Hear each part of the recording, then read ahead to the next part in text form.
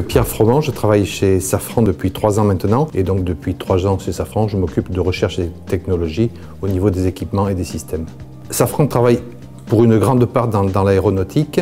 L'aéronautique est un secteur qui évolue beaucoup et donc il s'agit d'anticiper les ruptures, on doit les anticiper parce qu'effectivement si on rate un train, si j'ose dire, dans l'aéronautique, on risque de le payer pour très longtemps. Donc ce qui est important, c'est de bien voir à long terme quels sont les enjeux. Les enjeux pour l'aéronautique, c'est effectivement l'énergie. Aujourd'hui, les avions tournent avec du kérosène, donc qui est de l'énergie fossile. Donc ça oblige à se poser beaucoup de questions et dans un premier temps d'essayer de limiter cette consommation. Et c'est là que se place Safran.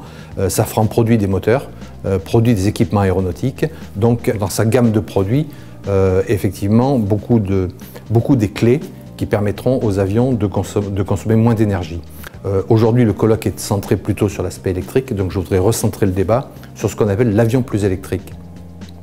L'avion plus électrique, effectivement, il faut savoir qu'on utilise beaucoup d'énergie à bord d'un avion. Évidemment, d'abord pour propulser, j'ai fait allusion au moteur, mais également pour pressuriser l'avion, pour le dégivrer, pour manœuvrer les trains d'atterrissage, les gouvernes, etc.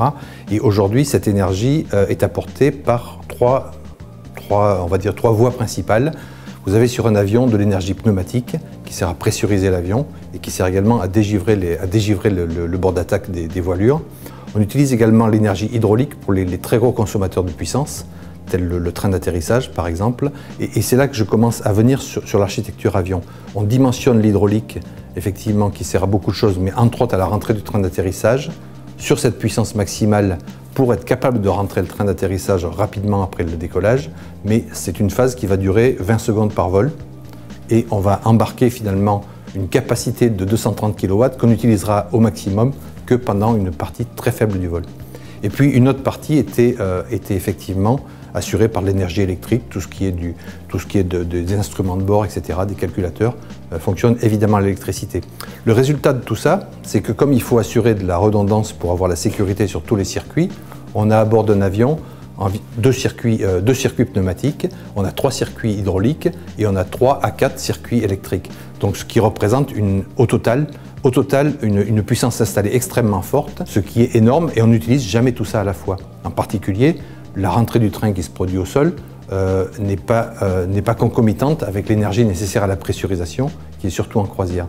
Donc on manque, avec ces sources d'énergie complètement de nature différente, on manque une opportunité finalement de rationaliser ces énergies.